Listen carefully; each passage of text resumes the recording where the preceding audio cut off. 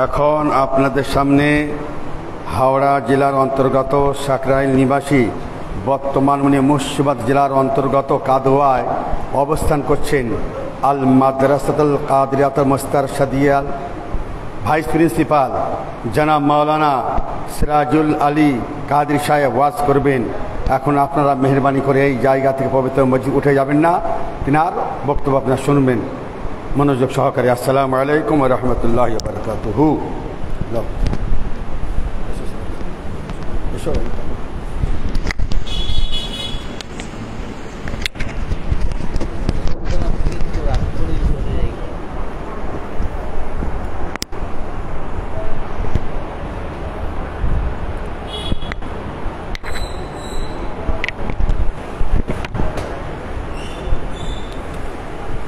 أعوذ بالله من الشيطان الرجيم بسم الله الرحمن الرحيم الحمد لله رب العالمين والعاقبة للمتقين والصلاة والسلام على سيد الأنبياء والمرسلين سيد الثقلين نبي الحرمين إمام القبلتين وسيلتنا في الدارين صاحب كعبة قوسين محبوب رب المشرقين والمغربين جد الحسن والحسين ومولانا مولى الثقلين أبي القاسم محمد بن عبد الله وآله الطيبين الطاهرين المعصومين وصحابه المقربين وابنه الكريم الغوث الأعظم الجيلاني البغدادي على جد نبينا عليه الصلاة والتسليم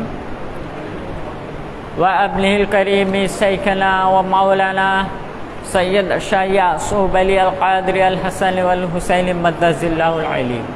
أما بعد فأعوذ بالله من الشيطان الرجيم بسم الله الرحمن الرحيم ومن كان ميتا فأحييناه وجعلنا له نورا يمشي به في الناس صدق الله العظيم وصدق رسوله الأمين الكريم نحن على من الشاهدين ومن الشاكرين والحمد لله رب العالمين. إن الله وملائكته يصلون على النبي يا أيها الذين آمنوا صلوا عليه وسلموا تسليما.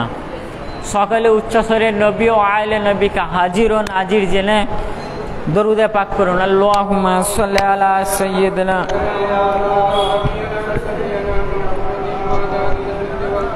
وعلى آله وأصحابه بارك وسلم وعلى سيدنا الغوث العظم وأولاده سيدنا مرشدنا المكرم. معزز سامع کرام السلام علیکم ورحمۃ اللہ وبرکاتہ। আজ আমরা হুজুর মাওলা পাকের উর্স পাক উপলক্ষে হাজির হয়েছি। মাওলা পাক আমাদের সকলের হাজিরিকে কবুল করুক এবং আপনাদের সকলকে হুজুর মাওলা পাকের উর্স পাকের মুবারকবাদ জানাই। খুবই মুক্তসার সংক্ষেপে বক্তব্য, সময় আছে। আমার বিষয়বস্তুটা হচ্ছে আল্লাহর ওলিদের রুহানি জীবন এবং রুহানি মৃত্যু। রুহানি জীবন এবং রুহানি মৃত্যু অর্থাৎ আল্লাহর ওলিরা পৃথিবীতে থাকাকালীনই দুটো জীবন বাঁচেন। কটা জীবন? একটা জাহিরি আর একটা রুহানি। ঠিক সেই রকম ওনাদের পর্দা পাকের পরেও দুটো জীবন। জাহিরিভাবে ওনারা পর্দা করেন, জাহিরিভাবে ওনারা পর্দা করেন, কিন্তু ওনারা জীবিত থাকে। ওই জীবিতটা কি থাকে? রুহানি জীবন। তো ওনাদের আউলিয়ায়ে কেরামের রুহানি মৃত্যু এবং রুহানি জীবন, সে সম্পর্কে আল্লাহ তাবারক তাআলা সূরা আল আনআমের 122 নম্বর আয়াত পাকের মধ্যে বলছেন আওয়ামান কানা মাইয়াতান ফাআহইয়াইনাহু, যে তবে কি যে মৃত ছিল অতঃপর আমি তাকে জীবন দান করেছি। ফাআহইয়াইনাহু, অতঃপর আমি তাকে জীবন দান করেছি। ওয়া জাআলনা লাহু নূরান ইয়ামশি বিহি ফিন নাস, এবং তার জন্য আলো তৈরি করে দিয়েছি, সে সেই আলো নিয়ে মানুষের মাঝে চলাফেরা করে। কামাম মাসালহু ফি যুলুমাতি লাইসা বিখারিজ মিনহা কাযালিকা জুইনা লিল কাফিরিনা মা কানু ইয়ামালুন। সে কি ওই ব্যক্তির মতো হতে পারে যার অবস্থা এই যে অন্ধকারে ডুবে রয়েছে, যে তা থেকে বের হতেই পারছে না। আল্লাহ তাবারক তাআলা বলছেন এই আয়াতে করিমার মধ্যে, আর মৃত বলতে এই যে আল্লাহ তাবারক তাআলা বললেন ওয়ামান কানা মাইয়াতান ফাআহইয়াইনাহু, যে আমি মৃত, মাইয়াতান মানে মৃত ব্যক্তি। তো আল্লাহ তাবারক তাআলা এই আয়াত করিমার মধ্যে বলছেন মৃত থেকে বোঝাতে চেয়েছেন যে ঈমান ও হেদায়েতের নূর থেকে বঞ্চিত। কিসের নূর থেকে? ঈমান আর হেদায়েতের নূর থেকে বঞ্চিত ব্যক্তিকে বোঝানো হয়েছে। এখানে মৃত মাইয়াতান বলতে জীবিত ব্যক্তিকে বোঝানো হয়নি, জীবিত ব্যক্তিকে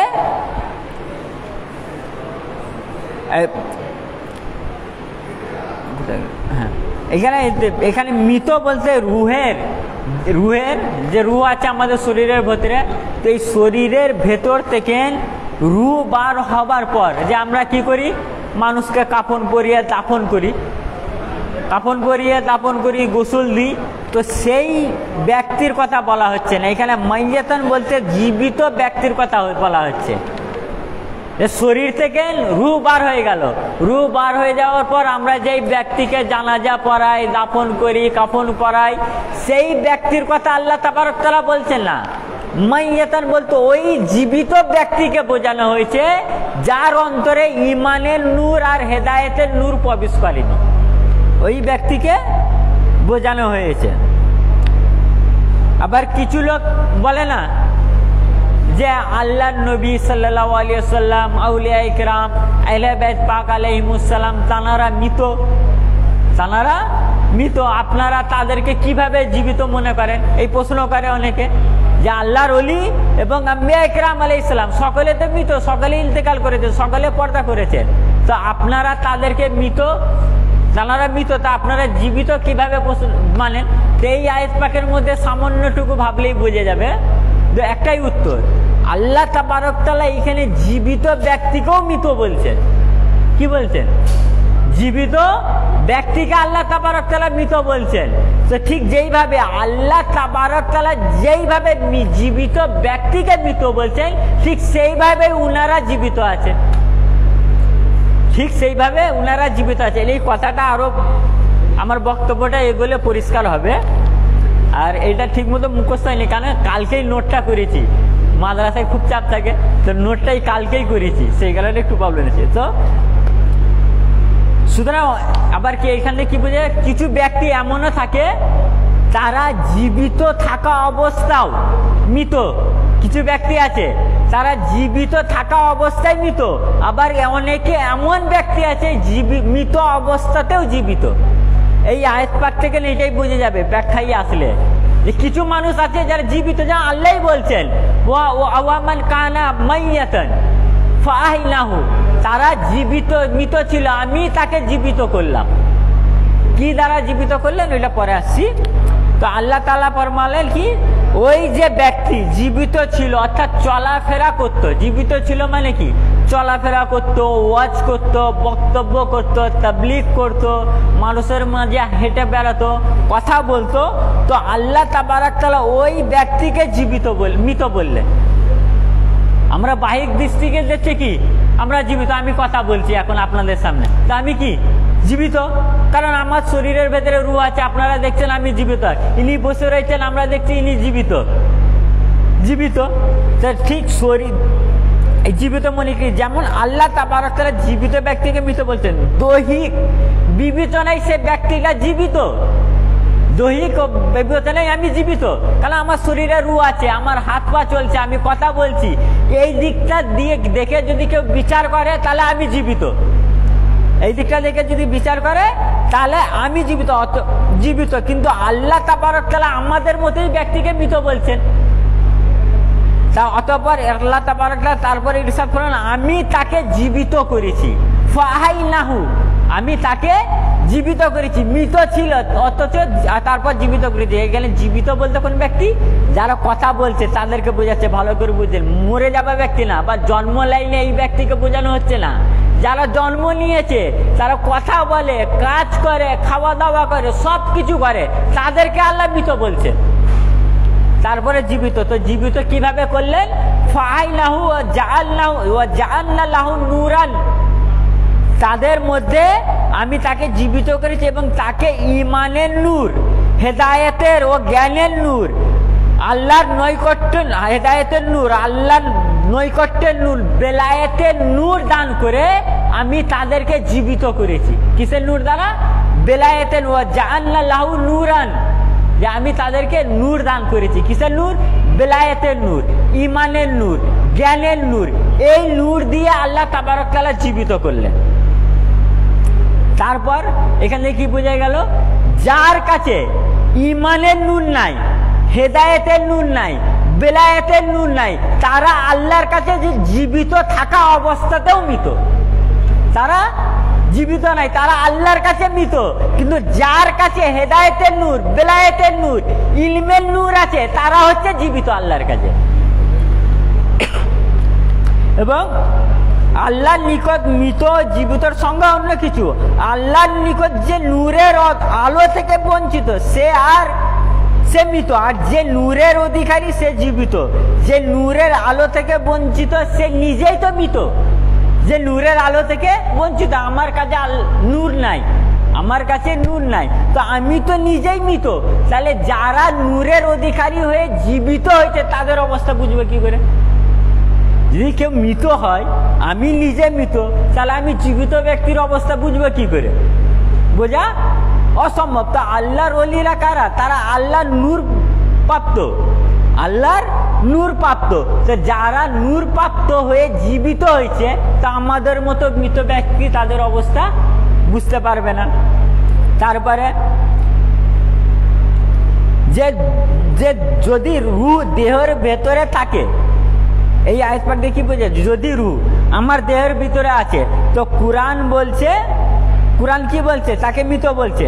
সুতরাং রুহানি মৃত্যু জীবনের সম্পর্কে, রুহানি মৃত্যু ও জীবনের সম্পর্ক রুহের দেহের ভেতরে বা বাইরে থাকার সাথে নয়।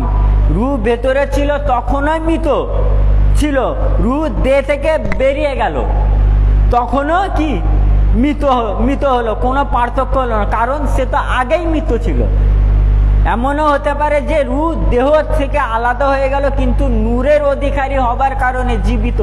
ওটা ছিল রুহানি মৃত্যু। কি ছিল?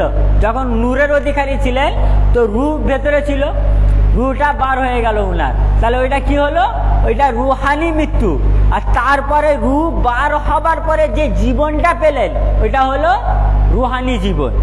এটা কি হলো? জীবন, রুহানি জীবন।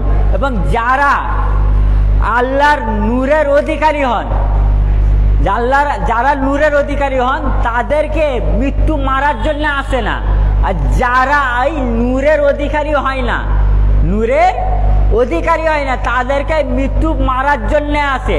আর যারা আল্লাহর নূরের অধিকারী হয়, তাদেরকে মৃত্যু মারার জন্য আসে না। তারা আল্লাহর কাছে খোয়াইশ করে, হে মাবুদ, আমাকে সেই ব্যক্তির কাছে পাঠান, সেই সৌভাগ্যবান যে আপনার নূরের অধিকারী, সেই ব্যক্তির কাছে গিয়ে আমি মৃত্যু বরকত লাভ করি, ফায়েজ লাভ করি।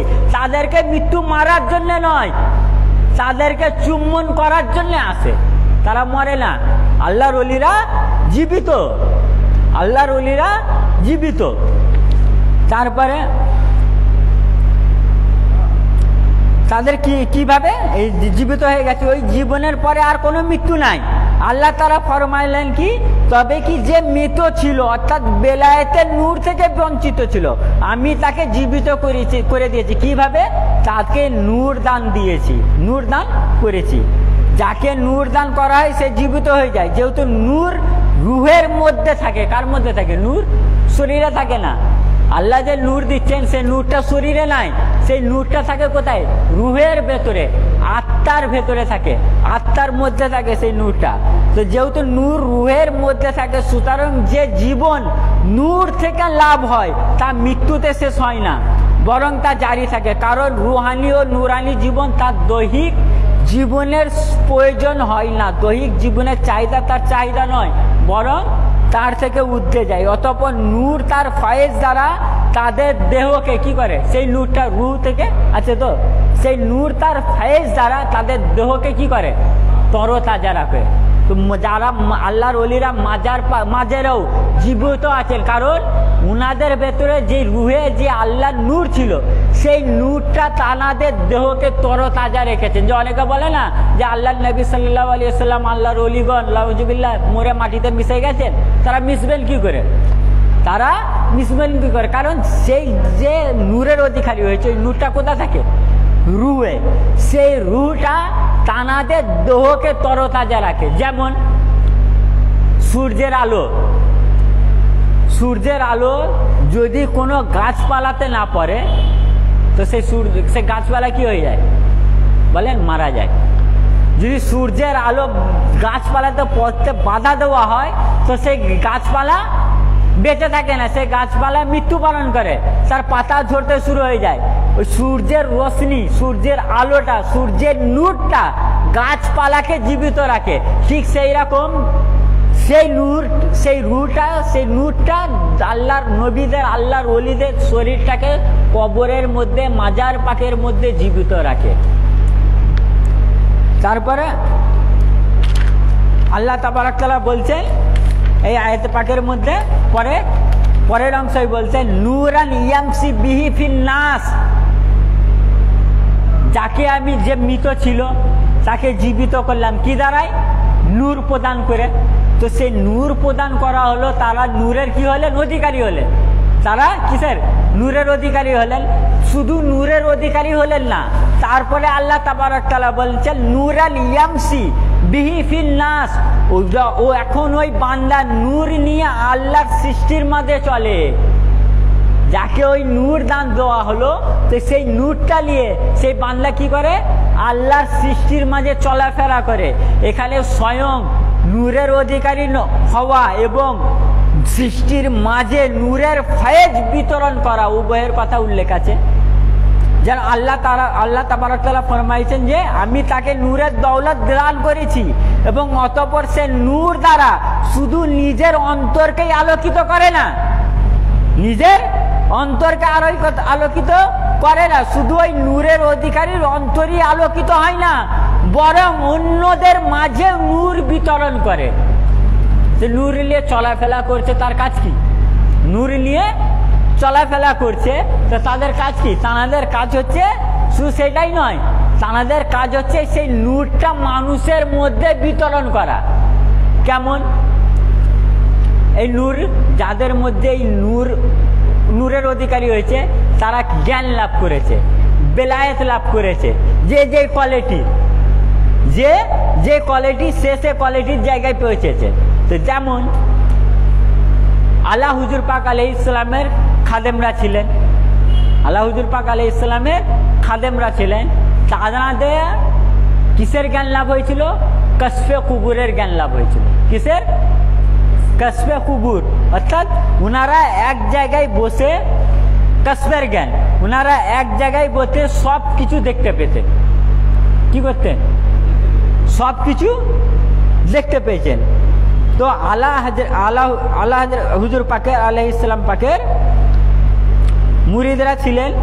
তো তখন যখন আল্লাহ হুজুর পাক পর্দা পাক করেন, বেসালে পাক করেন, এই ঘটনাটা অনেকবার শুনেছেন। তো আমার টপিকের সাথে সংযুক্ত এই ঘটনাটা, যে আলা হযরত পাকের বেসাল লাভের পর মুরিদরা ইচ্ছা করলেন তাকে কোথায়? উনার মাজার পাক করার জন্য হযরত চন্দন শহীদ রহমতুল্লাহ আলাইহির মাজার পাকে দাফন করবে, এই ইচ্ছা ছিল কাদের? আলা হযরত পাকের মুরিদদের। আর তখন মাওলা পাক আলাইহিস সালাম তখন কি করেছে? সবে গদি নসিল হয়েছেন, গদিতে বসেছেন। তো কবর খুনাও করা হলো, কিন্তু হুজুর মাওলা পাক ইরশাদ করলেন যে হুজুর পাক তার মসজিদ পাকের সামনেই মাজার পাক হওয়া কথা বলছেন। যে আলা হযরত পাক বলছে যে আমার মাজার পাক মসজিদ পাকের সামনেই করবে। তখন হুজুর মাওলা পাক বললেন যে আব্বা হুজুর পাকের ইচ্ছাও সেটাই। আব্বা হুজুর পাকের কি? মাওলা পাক বলছেন যে আব্বা হুজুর পাকেরও ইচ্ছা এটাই যে মাজার পাকের সাথে উনার মাজার পাক হবে, কিন্তু মুরিদদের উনার ইচ্ছা, উনার খলিফাদের খাদিমদের ইচ্ছা যে চন্দন শহীদ রহমতুল্লাহ আলাইহির মাজারের কাছে করা। তো তখন হুজুর মাওলা পাক আলা হযরত পাকের আলাইহিস সালাম পাকের মুরিদদেরকে বলতে লাগলেন, তোমরা তো কশফের জ্ঞান জানো, তো তোমরা কাশফে করেন, আর তারা হুজুর পাকের নিকট হতে কাশফ করে নাও। যখন তোমাদের কাশফের জ্ঞান রয়েছে, তোমরা সব কিছু কথা বলতে পারবে, সবার সাথে কথা বলতে পারবে, সবার কে দেখতে পাবে, তাহলে তোমরা আমার কথায় যদি বিশ্বাস না হয়, যেহেতু ছোট ছিলে, তো তাহলে কাশফ করে আল্লাহ হযরত পাকের কাছে তোমরা জেনে নাও। তো যখন তারা কাশফ করলেন, তো কাশফ করার সাথে সাথে মুন্সি পয়গম্বর বক্স, যিনি কাশফ, তার মধ্যে ওনার নাম ছিল মুন্সি পয়গম্বর বক্স, ও অন্যরা কাশফ করলেন, করে বললেন যে হুজুর মওলা পাক যে বললেন যে মাজার পাকের, মসজিদ পাকের কাছে আল্লাহ হযরত পাকের মাজার পাক হবে, তো এই কথা তারা মানল না, মুরিদরা বিশ্বাস করতে পারলেন না, ওনাদের যেহেতু ইচ্ছা ওইখানে। তো যখন কাশফ করলেন, তো কাশফ করার পর বলতেছেন যে হুজুর মওলা পাক আলাইহিস সালাম যে বললেন যে মাজার পাকের কাছে আমার আব্বাজান আল্লাহ হযরত পাকের মাজার পাক হবে মসজিদ পাকের কাছে, তো আমরা কাশফ করার পর দেখছি যে আল্লাহ হযরত পাক নিজের আঙুল দ্বারা ইশারা করে বলছেন যে ওইখানেই আমার মাজার পাক করো, ওইখানেই আমার মাজার পাক করো। সেইখানে দেখেন, এবার একটা কথা বোঝেন যে আল্লাহ তাবারক তাআলা কি বললেন, ওয়া নূরান ইয়ামসি বিহি ফিন নাস, তারা নূরের অধিকারী হবার পর নূর নিয়ে মানুষদের মাঝে চলে। কিসের জন্য চলে? নূর নিয়ে কিসের জন্য চলে? এই কারণে চলে যে কিছু মানুষ অন্ধকারে পড়ে আছে, কিছু মানুষ গোমরাহিতে পড়ে আছে, তো তালাদের কাজ হচ্ছে সেই নূরের দ্বারাই, নূর নিয়ে চলার সাথে তালাদের কাজ হচ্ছে সেই অন্ধকার মানুষদেরকে অন্ধকার থেকে বার করে নূরের আলো নিয়ে আসা, নূরের আলোতে নিয়ে আসা। তো যখন আল্লাহ হযরত পাক হুজুর মওলা পাক, ওনারা তো জাতি নূর, আল্লাহর জাতি নূর, এটা আম ওলিদের কথা হচ্ছে।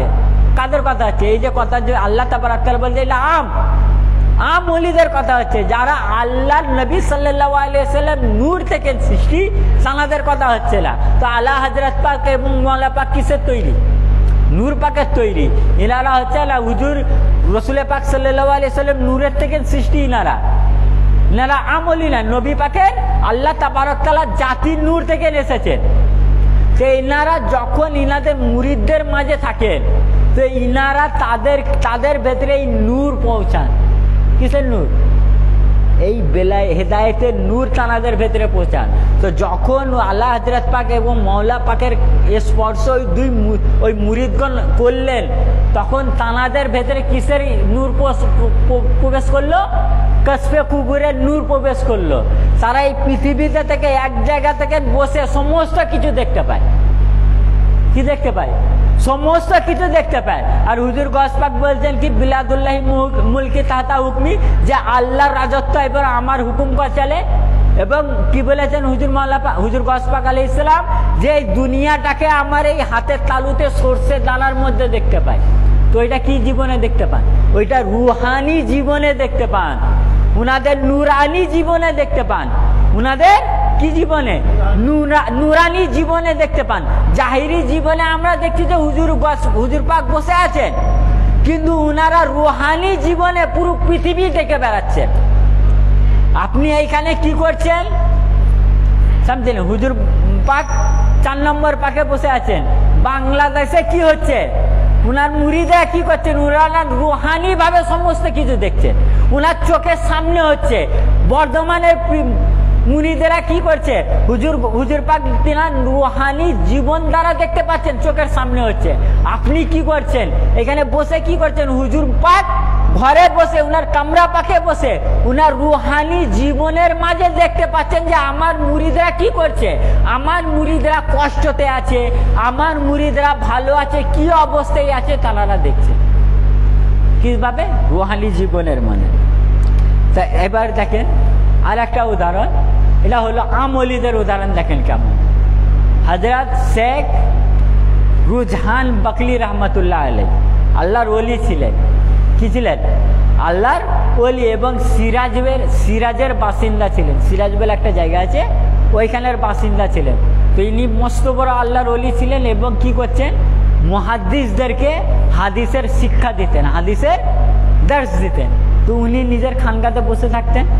হযরত রুজহান বকলি রহমতুল্লাহ আলাইহি তো ডেলি উনার কাছে ছাত্ররা আসতেন। কারা ছাত্র? যারা বড় বড় পণ্ডিত, বড় বড় মৌলানা নয়, মুহাদ্দিস। একটা মুহাদ্দিস হতে গেলে কম করে 1 লাখ হাদিস মুখস্থ রাখতে হবে। ক লাখ?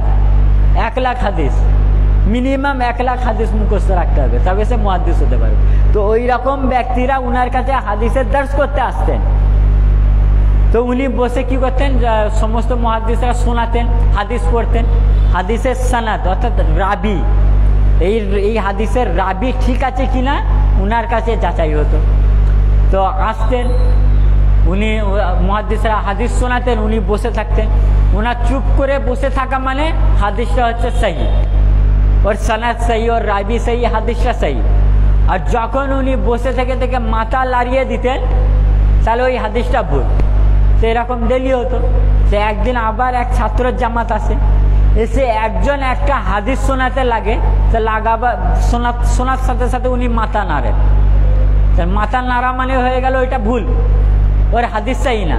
তখন সে মুহাদ্দিস রেগে গিয়েছে, যেহেতু হাদিসের সনদ সহি।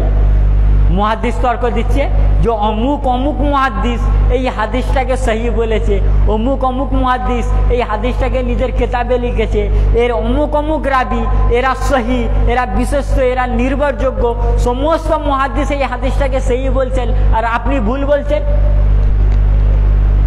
তখন উনি বলছেন, হযরত রুজহান বখলি রহমতুল্লাহ আলাইহি বলছেন, আমি তোমাদের কথা শুনবো কি যিনি এই হাদিসের কথা যার বলছেন তার কথা শুনবো? তুমি যে সনদ শোনাচ্ছ, তোমরা এখনো সনদ পর্যন্ত আছো, আর আমি সেই সনদের মালিকের কাছ দিয়ে শুনতেছি। সেই সনদের মালিক বলছেন এই হাদিস আমি বলিনি, তোমরা সনদ পর্যন্ত আটকে আছে। তখন ছাত্ররা অবাক যে সনদের মালিক রসুল পাক, সনদের মালিককে, যে হাদিস বলার সনদের মালিক হচ্ছে রসুল পাক। তো উনি বলতেন তোমরা সনদে পর্যন্তই আটকে আছো আর আমাকে। তখন বলে কি অবাক, তখন বলে ডাকলেন। উনি ডেকে একটা পর্দা ছিল, ওই পর্দাটা তুললেন, তোলার সাথে সাথে দেখতেন যে নবী পাক সাল্লাল্লাহু আলাইহি ওয়াসাল্লাম হাজির আছেন। নবী পাক সাল্লাল্লাহু আলাইহি ওয়াসাল্লাম হাজির আছেন। তো উনি বলছেন যে তোমরা সনদ বর্ণনা করছো, তোমরা বলছো অমুক অমুক রাবি সহি, অমুক অমুক মুহাদ্দিস বলেছে এই হাদিস সহি, আর আমি দেখছি নবী পাক বলছেন আমি এই হাদিস বলিনি, এই হাদিস আমি বলিনি। এটা কিভাবে দেখলেন? উনি রুহানি জীবনে দেখছেন যে ওরা হাদিস শোনাতে আসতেছে, ইনি নবী পাক সাল্লাল্লাহু আলাইহি ওয়াসাল্লামকে রুহানি জীবনে দেখছেন। আর রসুল পাক যখন বলছেন এই হাদিস আমি বলিনি, তখন ইনি মাথা লেড়ে দিতেন। আর যখন রসুল পাক বলতেন না কিছু, ইনি চুপ করে থাকতেন, এই হাদিসটা সহি। তো এখানে দুটো প্রমাণ হলো কি, দুটো জিনিস, যে এক আল্লাহর ওলিরা এক জায়গায় থেকে সমস্ত কিছু দেখতে পান। উনি সিরাজে আছেন, মদিনা শরীফ অনেক দূর, রসুল পাক মাজার মুবারকে রয়েছেন, রসুল পাক মাজার মুবারকে রয়েছেন, সিরাজ থেকে মদিনা অনেক দূর। উনি সিরাজে বসে বসে রসুল পাককে রওজা মুবারকে জিন্দা অবস্থায় দেখছেন। রসুল পাক জীবিত অবস্থায় রয়েছে, রসুল পাক বলছেন আমি এই হাদিস বলিনি। তাহলে কি বোঝা গেল? এবার কোন হাদিস যদি কোনো কিতাবে আসে, যতই মুহাদ্দিসরা সহি বলে দিক, আর যদি কোনো আল্লাহর ওলি বলে দেয় এই হাদিস সহি নয়, তাহলে এই হাদিস সহি নয়। কারণ এই আল্লাহর ওলি নিজে থেকে বলছে না, নবী পাকের কাছ থেকে জেনে বলছে এই হাদিস সহি কি হাদিস সহি নয়। কারণ উনারা সর্বদাই নবী পাক সাল্লাল্লাহু আলাইহি ওয়াসাল্লামকে দেখতে পাচ্ছেন, রসুল পাক সাল্লাল্লাহু আলাইহি ওয়াসাল্লামের কাছে সর্বদাই আছেন। ইনারা হচ্ছে আরেফ, ইনারা হচ্ছেন আল্লাহর ওলি। ইনাদের মধ্যে আল্লাহ তাবারক তাআলা বেলায়েতের নূর দান করেছেন, সেই নূর থেকে ইনারা সমস্ত জগৎ দেখে বেড়াচ্ছেন। কি করে বেড়াচ্ছেন?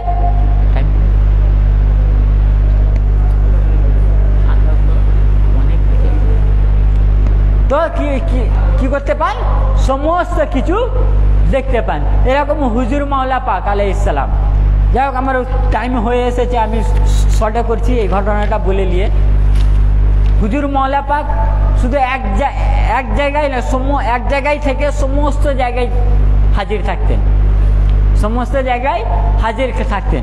যেমন এক জৈনিক জমিদার হত্যার অপরাধে কোথায় ভর্তি হয়? জেলে বন্দী হন, এবং তার উপর কিসের হুকুম হয়? ফাঁসির হুকুম হয়।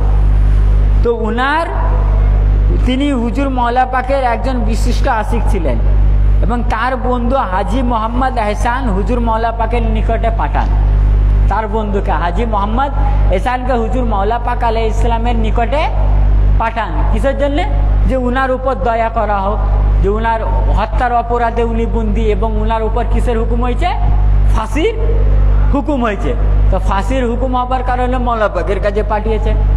তো মওলা পাক আলাইহিস ইসলামকে যখন হাজী মোহাম্মদ এহসান সাহেব বলতে লাগলেন, তো হুজুর মওলা পাক রাগান্বিত হলেন। রাগান্বিত হয়ে বলে হত্যার কোনো মাপ নাই, হত্যার কোনো মাপ নাই। তো উনাকে নিজের হুজরা মুবারক থেকে বার করে দিলেন।